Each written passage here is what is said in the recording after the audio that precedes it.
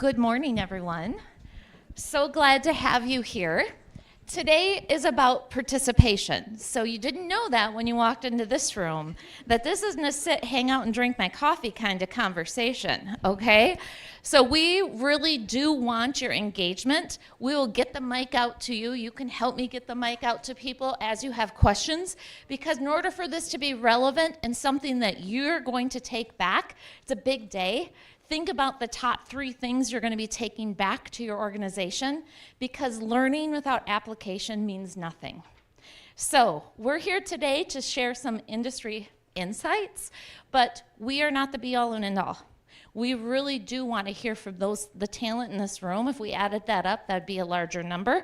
So we're not going to spend that or do that activity, but we do need you to ask the questions that are relevant to you. That will drive today's conversation.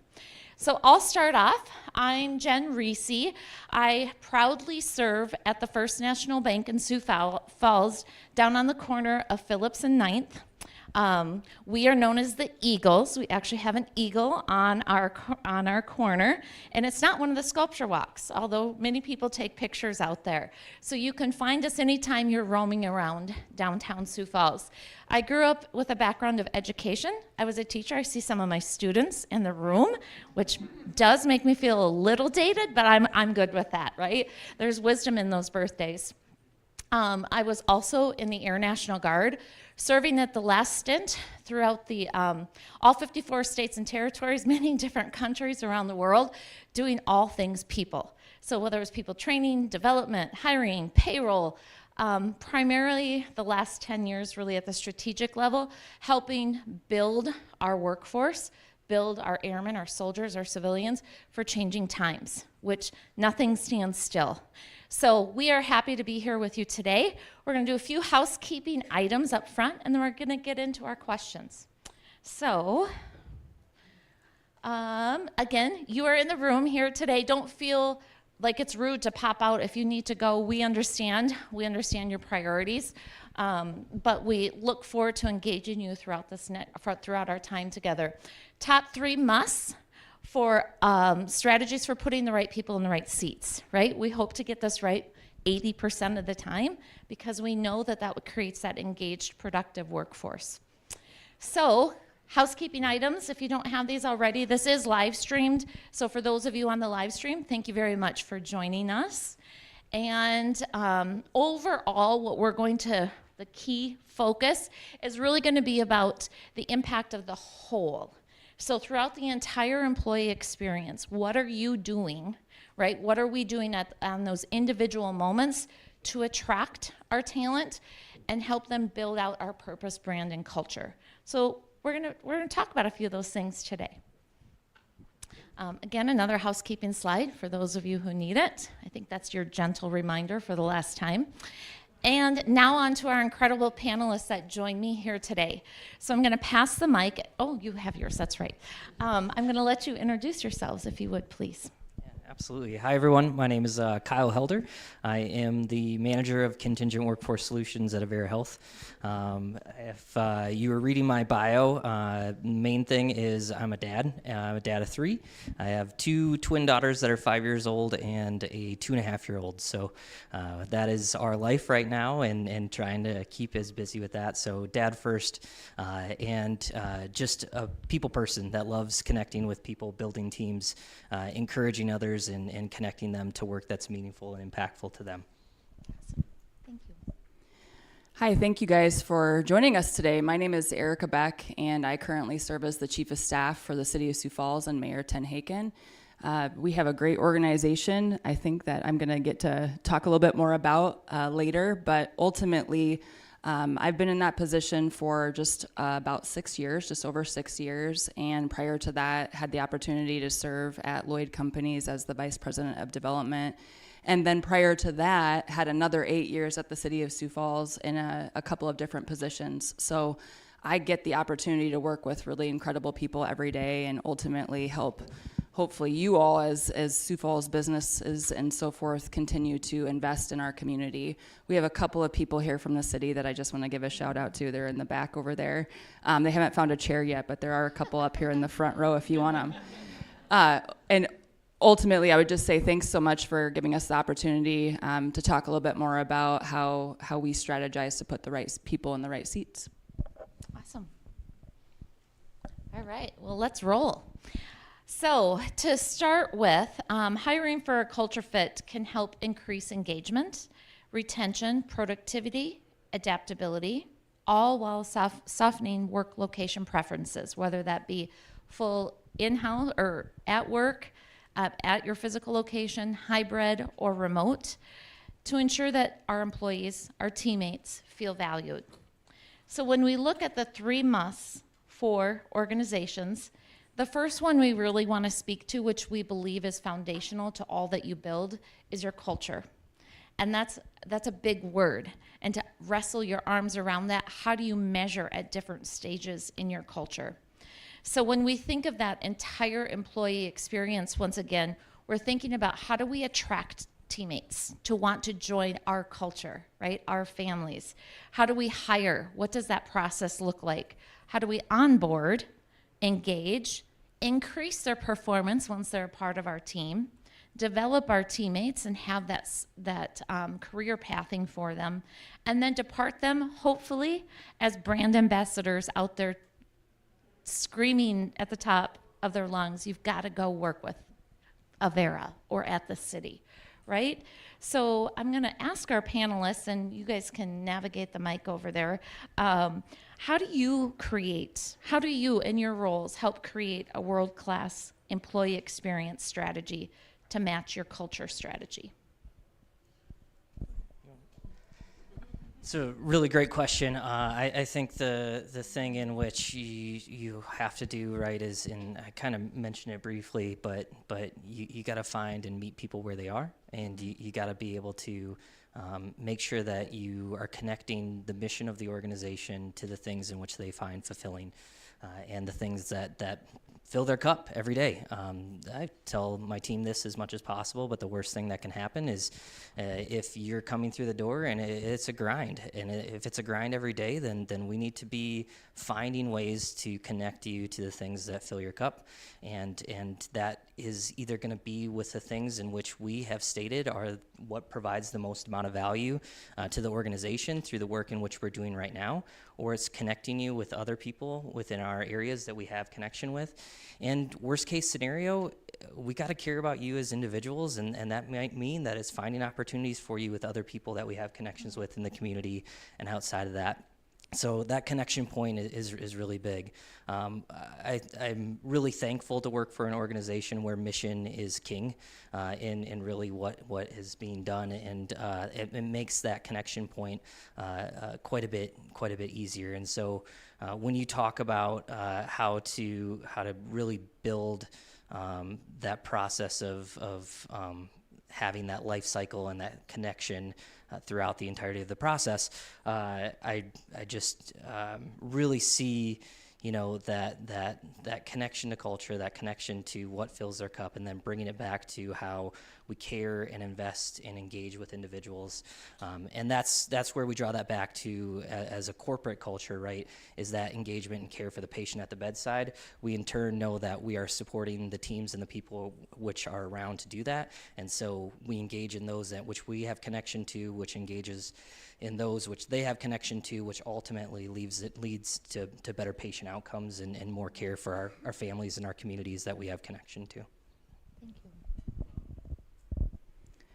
Great question, great response as well. Avera has a really incredibly strong mission. So that's, I think, one of the best parts of working for an organization is when that mission is just so clear and you can easily align people to it, which is one of the benefits that we also have at the City of Sioux Falls. At the heart of what we do, we serve people. And so we serve our residents in the community, and we also serve businesses in the community to try to help continue to keep our community investable.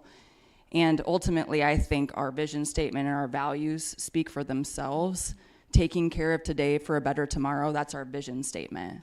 And I think it's just really easy for us as leaders in our organization to tie every single job within the organization that spans 12 different departments that are very different from each other, everyone from public works to parks and rec to libraries to health.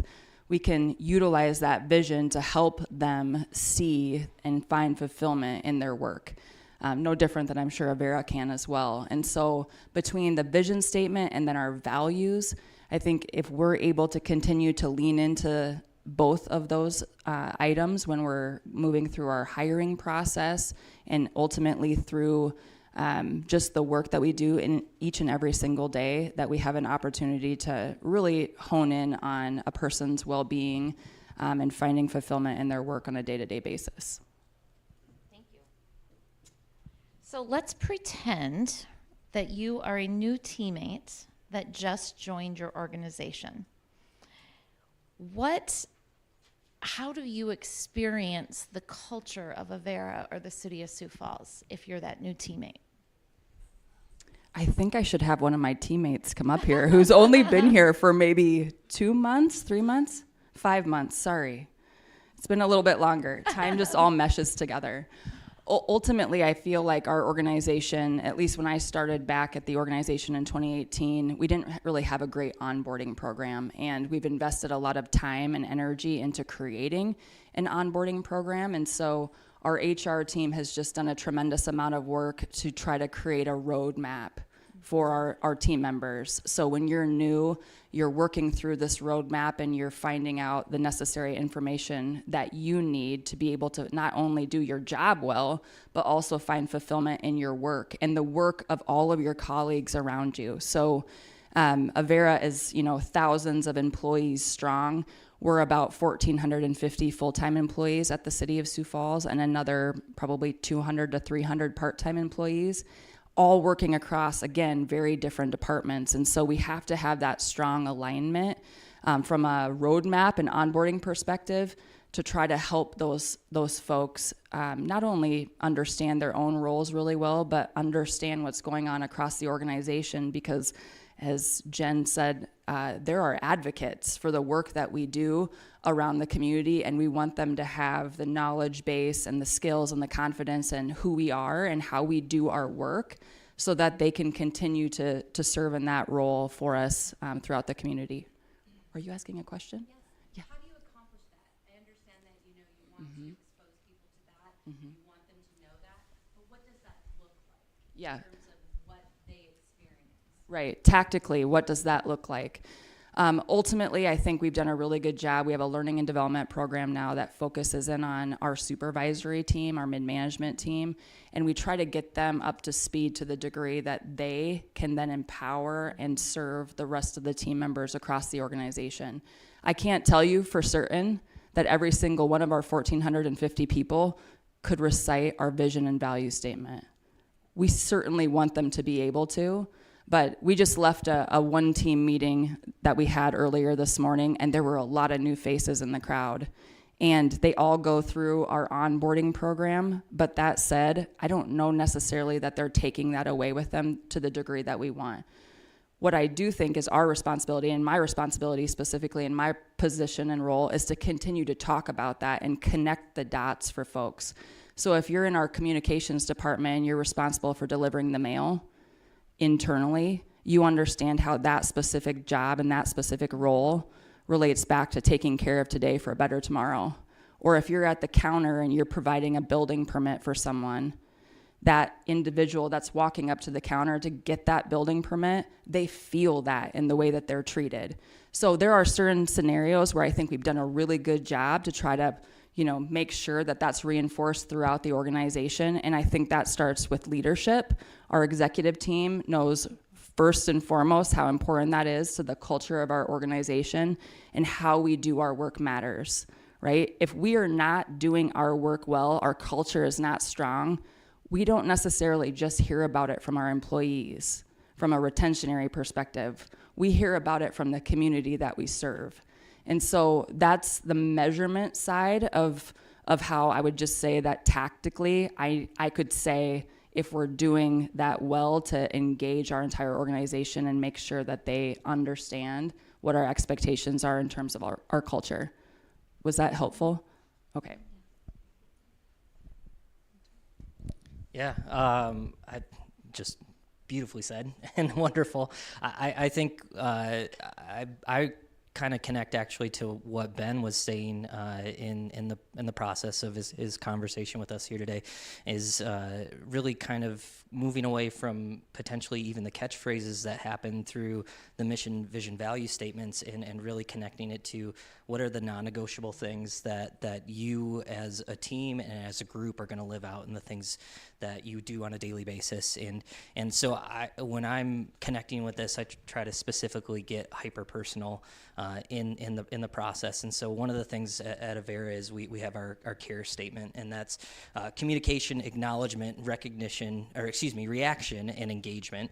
And really all of those are based down specifically to acknowledging and noticing that there is an individual in front of you, and there is an individual behind the interaction that's happening. And so when building that culture, when building that engagement and the items that are happening there, it's really acknowledging the individual first and meeting them where they are, so that way you can then connect them back to the overall interactions that are happening as an organization. And so when your statement as an organization is to see the individual first, to recognize them, and then when you have an opportunity as a team to make sure that that's happening throughout all of the interactions, through your working life, through your personal life, through everything that blends in between that, it just creates a lived culture, and not necessarily just a mission, vision, value statement that says we're going to be a good culture. So Eric and I were talking previously to piggyback on that, and I think that we are committed to building in the open, or building in the light. And I do believe that when your managers understand that, we spend 70% of our time at the bank focused on manager training.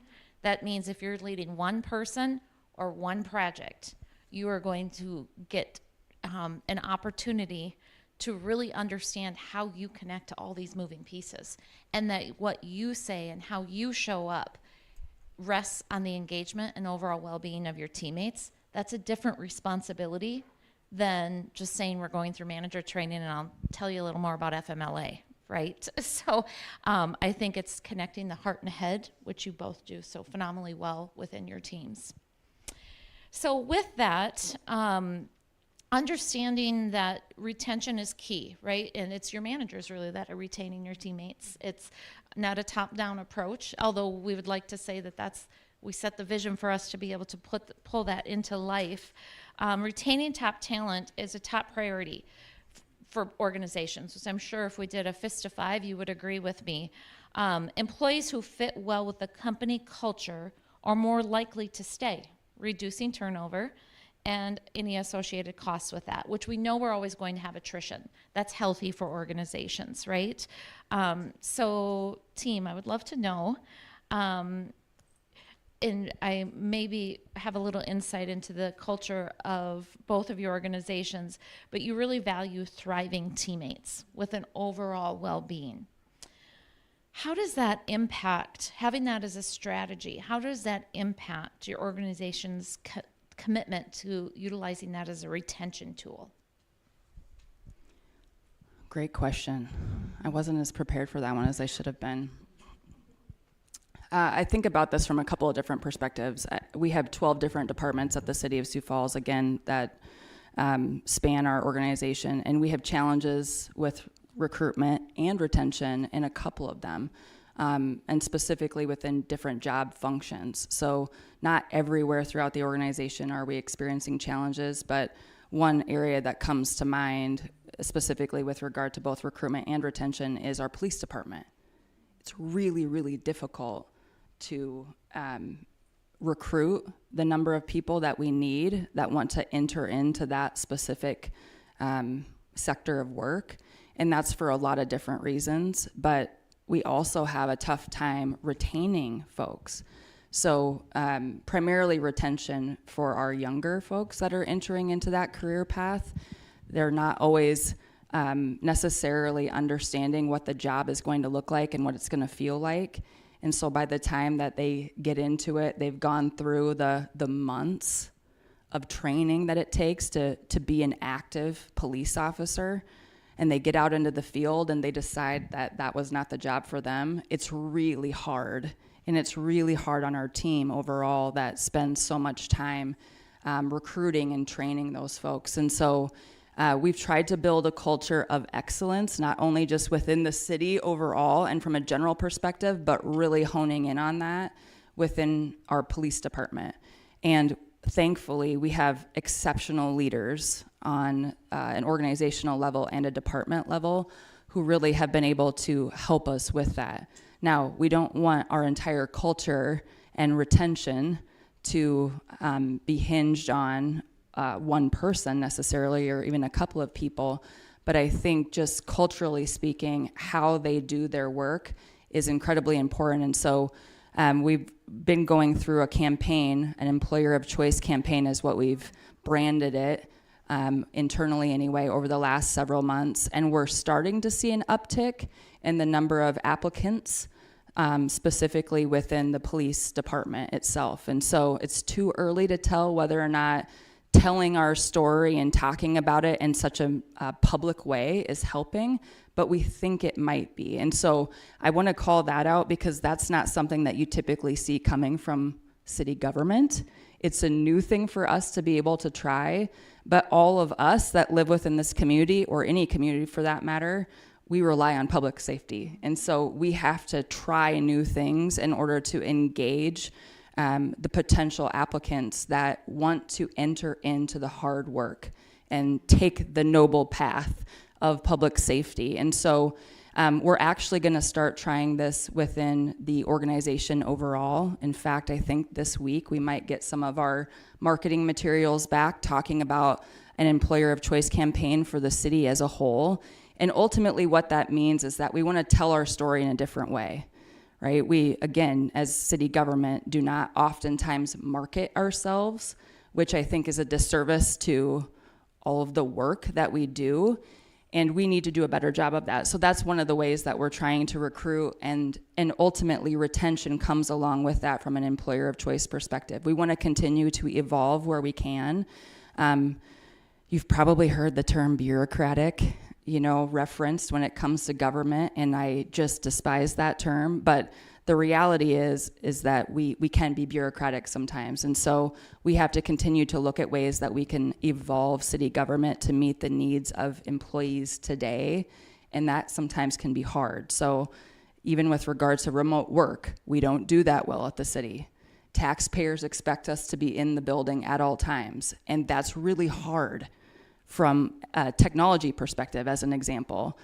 Those folks in that department expect the opportunity to have remote work. And so we've had to really wrestle with that over the last couple of years and find a balanced approach that we can still justify to the taxpayer, but also meet the needs of today's employee with. I think about retention, I really come back to kind of my original statements of how do we connect people to meaningful work and the things in which they are filling their cup, but trying to find practical ways to do that is always the most difficult thing to do. And so when I look at leaders in the room, when I look at individual contributors here, right, I think the main thing in which I try to provide for the teams in which I engagement is stretch opportunities. So what are things that what's a project, a task, an activity that can stretch them into the pathway in which they want to go? Because individuals are not going to stay with an organization if they do not see a future with that organization, and individuals are not going to stay with you as a team or a group if they don't have a connection to that and the opportunity to expand and flex and grow as people. And so I'm a real strong believer in the I do, we do, you do process, creating something that is attainable for them to do. So in the stretch assignment, is this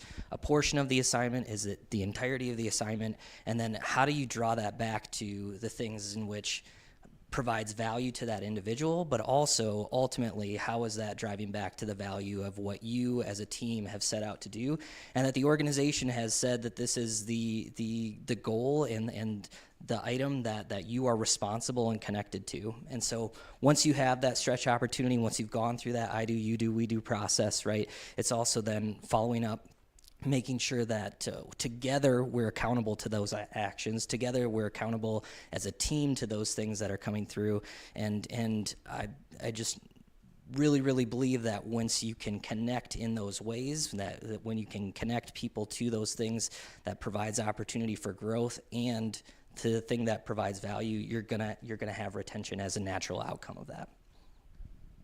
Perfect. So we know that we've touched on recruitment, we've touched on retention. Let's dig into that employee experience where we need productivity and performance, right? There's the fact that we do need to have that as a part of the entire employee experience. So when you think about driving expectations or leveling up your teams, to be connected to the culture, that they're more committed to their roles in the organization as a whole, and even the service that we all provide a service in some way, and you're all in sales in some way, right? Because you're constantly trying to help others come with you to influence that.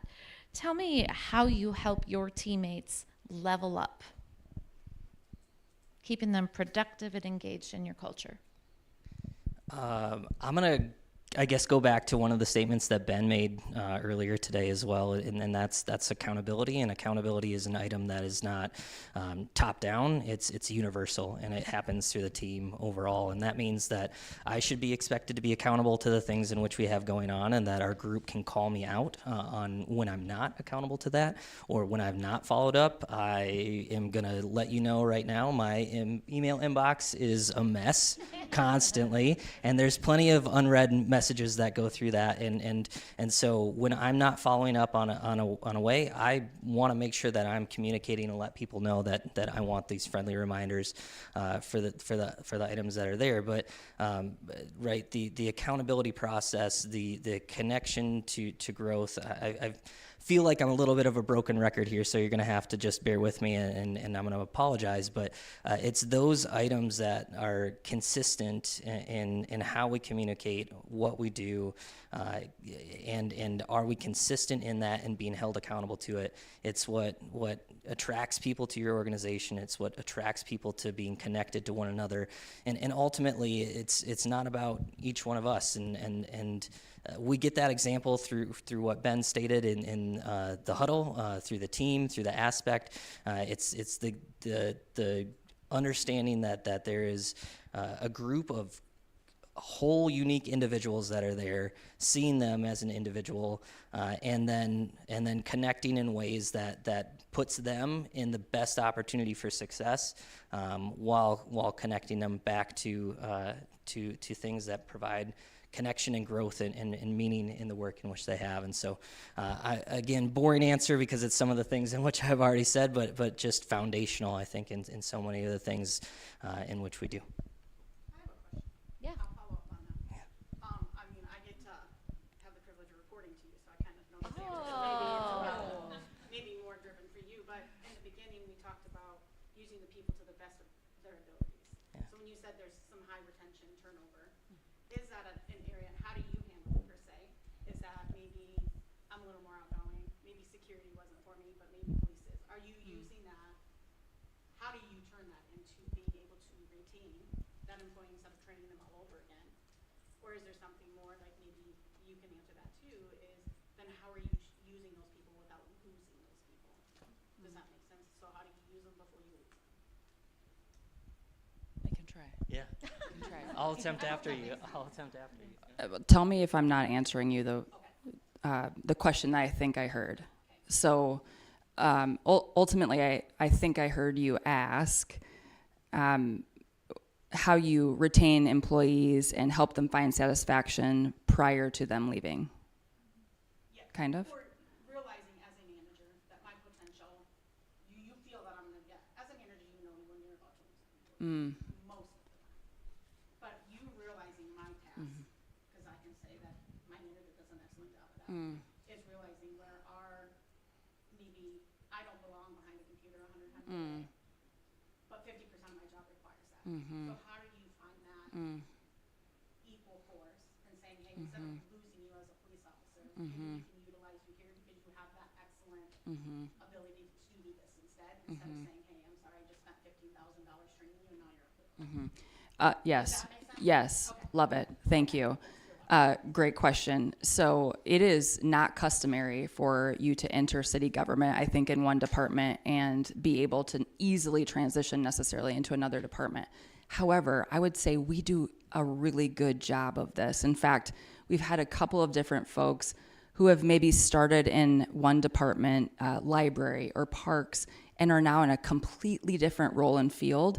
And oftentimes it's because they have now become familiarized with the entirety of the organization and realize that that is not the skill set that they have or not the trajectory that they want to be on. And they see these other opportunities ahead of them because of the new roadmap program that we have with onboarding and such. And they're able to then transition, not always as necessarily quickly as what they would like, but we've done a really good job, I think, in trying to make sure that we're hiring the right people that fit the culture of our organization and then giving them the opportunity to continue to utilize their strengths elsewhere. And we've had some really good wins off of that. And I think other people in the organization see that and they're empowered by it. And as such, I think we will be able to retain more people as a result of that. I'm a great example of that. I started as an intern in 2001 in planning. And then I went to economic development, and now I'm in the mayor's office. And I have the opportunity and privilege to work with all 12 departments. And I don't talk about or work with development in any way, shape, or form most days. And so I think we've had some really successful wins in that regard, and hopefully the rest of the organization sees that and they're empowered by it. Tori, you ask a really great question, and I think this is always a difficult thing. So I want to maybe address it in two different hemispheres. So one of them, right, is corporately, and then the other one is team or individually. So corporately, I think, right, when we look at the data and the items behind it, it's really about how you're talking about retention and how you're talking about attrition or people leaving the organization. So there really needs to be, from a corporate perspective, in my opinion, it needs to be focused around that internal movement is not a loss of an individual. So that you are viewing that upward mobility, that sideways mobility, just that investment in what you have into people through connection to the culture, connection to the mission, connection to the things in which you're having as being an investment tool into that individual, which ultimately creates more value for your organization, whether that is on one specific team or not. And I know as we look at this more as teams or individuals, it's difficult as leaders of teams to then lose a valued individual or someone in which you've invested a decent amount of time into, and there's pain that comes with that. You feel the vacancy, you feel the pain, you feel the time in which it took to invest within that process, and yet at the same time, it's just the responsibility of the group is to continue to engage and invest in those individuals. And so when you ask specifically around acknowledge, like when you find that someone's skill base does not necessarily meet all of the things that are within the position, or that they find things that they might enjoy more in that, right? It's having difficult conversations with a person and stating, right, like, I know that you enjoy this, but we have said and stated as a team that our goals and our interactions are for this purpose. We can connect you to the things in which you enjoy and how that connects to our team's goal and purpose overall for this amount of time. This is what it is, and these are going to be the have-tos that you just have to do as part of the process for that to happen. And when you can have that difficult conversation with the people in which you're around, and again, that's not just for leaders to have. That's for everyone to be able to have. And it takes some courage, and it takes some time and trust in that process for that to happen. And so it's always very difficult to do, but it's voicing as individuals, here's where I find my value, and then it's for leaders and teams to come and say, we will connect you to this when we can, but we also need to do this because this is what is the ultimate outcome of the purpose of our team and the work in which we do. Yeah, I think ultimately us all as leaders, and we're all born leaders, that it is our responsibility to help people grow and develop to the next level, because Erica's story, I'm sure you all can share a similar story. What you first engaged in life is not where you're at today, and it's not where you're going to stop learning and growing for tomorrow. So creating career paths, having them very transparent, built in the open, allows teammates to be able to say, you know, I'm not sure that this is for me, but man, what would it look like if I were to join this office or to join this team? What do I need to prepare myself for today so I can compete the next round? And having those totally honest, totally kind conversations actually earn you more trust than if you just avoid them, which you've all been down that road too. So thank you. We're gonna, oh, question, perfect. Question. You touched on it a little bit when you were talking about the police department and onboarding process and how sometimes they are not prepared for what the job is truly going to be.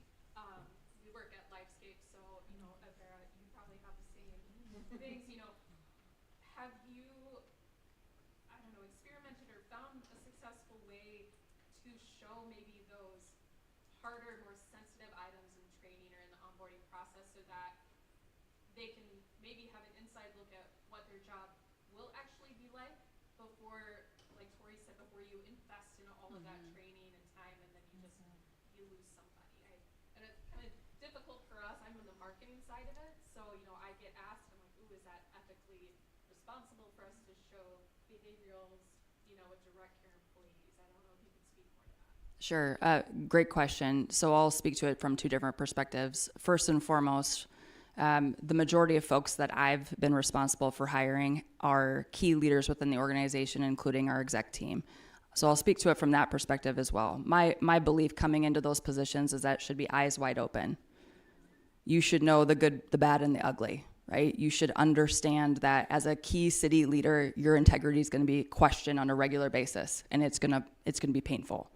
So that's my vantage point through the direct lens that I have of hiring for our team. That's how I approach it with them. Now, what I would say with regard to police, and this is a little bit different, it's one thing to think that you know the job. It's another thing to feel the job in the moment. So I think that's where maybe we have some of the challenges that we do with a few of the folks that do make it past that generalized training and then get into the field. And it's a much different feeling to experience than ultimately reading about it or seeing it play out in another way. So a couple different perspectives maybe for you there. And I do think our team does a really good job of trying to outline what to expect ultimately within each job without chasing people away. Certainly we don't want to create fear within them either, but public service, just like all of the work that you all do as well, can be challenging. And so we want to make sure that our team members coming into this work with us understand what that might look like and how that might feel in order to try to retain them down the road as well. Don't know if I could add anything to that, right? Like I just agree with you as well as being authentic in the process, and even through the recruitment process, you can start with that. I work specifically with talent acquisition, so as authentic and open that you can be about the process, right? To say, these are going to be some of the challenges, but this is how we are also going to support you through this process as well. And I can tell you about, you know, these individuals over here who have been successful in this. On a personal note, thank you for working for Lifescape. My daughter does physical therapy there, and I've had wonderful interactions, and just your team is wonderful. So I just wanted to say that as well. Yeah. Thank you. And you know, you said last, where's the line? You know, Yeah. you don't want to scare them away, but yet, you know, Honest. how do you explain, I mean, how truly hard the job can be sometimes and how rewarding it is and how it can fill your cup when you talk about retention. So, yeah. Thank you. Do ask the questions. That's really where we want to drive to. We're going to jump into point number 2, which is really skills-based hiring, which also really goes into internal mobility, as we've been flavoring through. These are not cut and dry, right? Everything tends to flow together. So as you are all well aware, prioritizing skills over traditional qualifications like degrees, past job titles, hiring for specific skills, but knowing you can grow someone who you can just see their potential. You have an employee referral, you know that that's within them, regardless of their background, really does open up and broaden your talent pool. So we believe, the research will illustrate that this is likely to become a permanent shift where you in the workplace are more likely to have to provide this type of opportunities in order to grow your internal talent to meet the needs of your organizations. So with that, what criteria do you prioritize when evaluating candidates? Skills and/or educational background? Great question. So I'll go back to the fact that I represent city government on this panel, and ultimately all of our job descriptions are very spelled out in terms of what our minimum qualifications are. Because at the end of the day, taxpayers who fund us to do the work that we do have expectations in terms of who we are and the education levels that we have. So we're starting to dip our toe into this whole concept of skills-based hiring as opposed to really leaning on the educational requirements, but it's hard. It's really hard. So we have a couple of folks over the last several years that I think, if we were to highlight them in a more meaningful way, would do a good job at really justifying that approach. But we have to take I think a hard look at what job it is, obviously, and where we can really lean into more of the first and foremost looking at skills and competencies as opposed to education. So we're starting to kind of maneuver in that direction, but at the same time, we just have we have to look at that and be able to justify that in a meaningful way before we get too far down the road. As an organization, right, we have a lot of licensed positions and we have a lot of certified positions. And so because of that, you're going to be required to have those requirements in place and to have that be there. And so what ends up happening in that, right, is a lot of the interview process and a lot of things our hiring managers are doing is they are interviewing for culture fit, and it goes back to the culture of the organization and those care standards in which I mentioned before. And so they're looking to see individuals that have not only the skill set that's in place, but the aptitude and desire to serve the patients and their families in which they connect with, but also their team members and being connected to a team as a whole. I'm going to break it down a little bit more and say personally the things that I try to hire for and look to do, right, is I'm always desiring to find individuals that can see the whole picture of the team and then of the organization, right? So the value in which we bring most of the time in larger organizations is how are we then connecting the areas in which we have to the other groups in and around us, because it's so easy to get siloed. It's so easy to try to just kind of pull ourselves up by our bootstraps and do the work that comes at us. But we get exponential growth and power when we can connect that to the other teams and the areas in which we have for projects overall. So personally, I'm looking for those that can see the bigger picture. How do we connect to that, and then how do we be really good connectors overall? So it's as an organization, right, we want to make sure that we are finding individuals that have a desire to serve the people that are around them, and then on top of that, then how do they see that bigger kind of communal picture of that process in all the aspects, whether that is at the bedside, whether that's at the corporate office, whether that is valeting people when they meet and show up. It's all connecting to that larger community and connecting to the lived mission of the organization. Definitely an abundance mindset that lives on in both your organizations.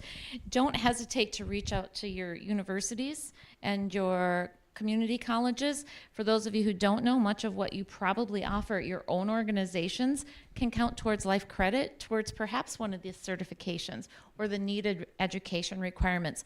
Don't be afraid. Ask. And I bet you're going to find some willingness on the other end to support trying to make that happen. Different sizes of organizations, but you can partner together. We've done it in the construction industries. We've done it in manufacturing. Your universities, your colleges do want to support the growth of keeping our South Dakotans here as well. Okay, we are just moving right along here. So our next main point that we were going to visit with all of you around is internal mobility, really building that career path, allowing for leaders to rise at all different levels of organization in a very deliberate and intentional way.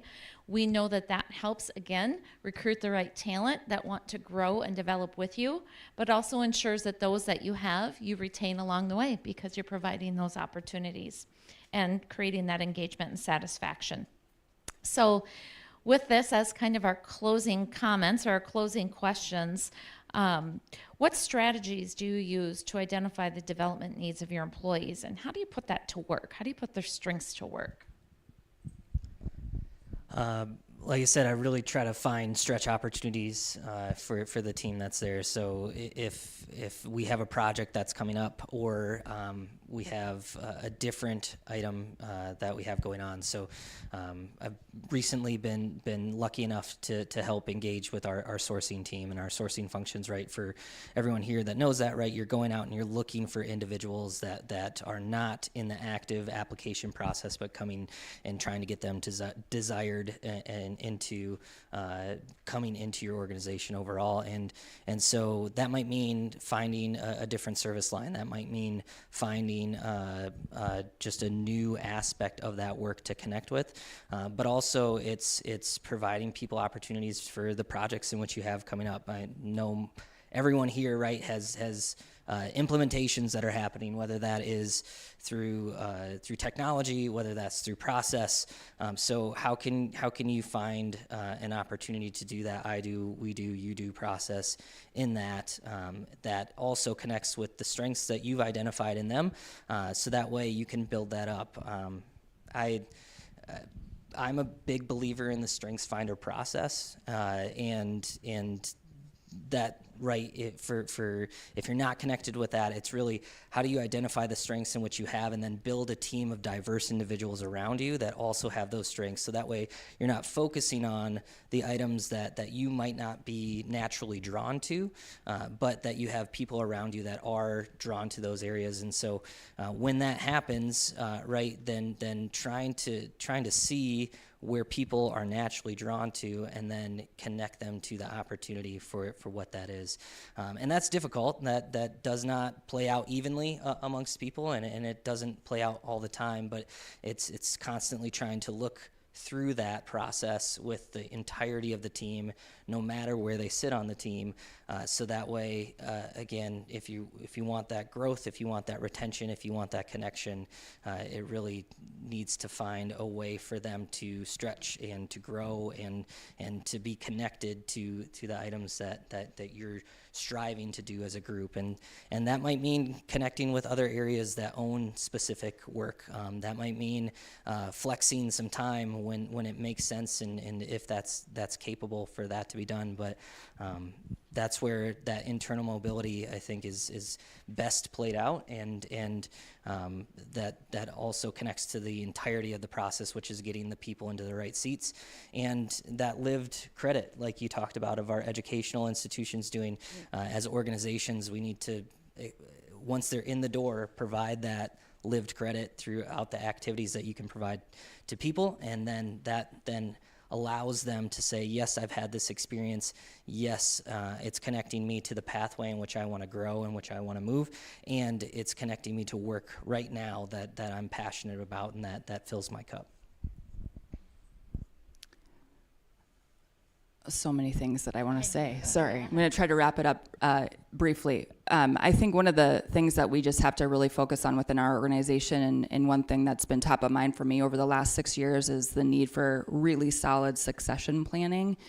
And ultimately, when you're at the city government, there's not just, natural retention that's happening. There's also very intentional retirements that are being planned out and happening as well. And that's one of the specific points that we've really tried to hone in on over the last 6 years to prepare our team for those key retirements that are happening, because those folks are the ones that are, again, carrying forward the vision beyond mayoral terms for our community. And so there have been some key programs that we've implemented over the last 6 years, including a mid-management level program that we reference as Onward. And it's a unique program in the sense that your peers have to nominate you for this opportunity. And the best thing about it, just from a statistical perspective, is we've had about 70, I think, key leaders in the organization that have gone through this program, and 25 to 30%, somewhere in that range, have been promoted after going through the program. And I just think it's a good testament to the types of opportunities that we're really trying to be intentional on giving our team members, so that they are better prepared to enter into those key leadership positions when that succession is happening. So there's a lot of different, I think, probably programming opportunities that you all already do within your organizations, but that's just an example of one of the things that we've done that we're really seeing some tangible results from, and it's leading to us being better prepared as an organization and as a community for those opportunities that we need for both upward mobility and just natural attrition. Thank you. I'm going to say thank you to our panelists. You both are legacy leaders that I am proud to share this day with, and look forward to all that's ahead. Please stick around, and we're happy to visit with you, answer any questions that we didn't get to. And I really do believe it's an exciting day. It's an exciting time for us to lead the way. So own that leadership, and let's do great things. Stay strong. Thank you.